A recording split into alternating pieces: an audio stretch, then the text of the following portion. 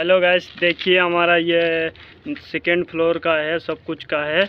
उसके बाद ये हमारे 4 पाइप, आप लोग सोच रहे होंगे ये क्यों नहीं फिटिंग हुआ है। ये हमारा सोलर का है। सोलर आएगा तो उसके सोलर के बारे में बताएंगे। उसके बाद ये देखिए हम लोग बाथरूम का, किचन के सभी लाइन कर चुके हैं।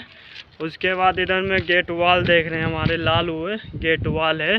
उसके बाद ऊपर दिखाएंगे, बहुत अच्छा हुआ है, ये देखिए। उसके बाद आगे वीडियो में हमारे दूसरे पार्ट में बनी रहना।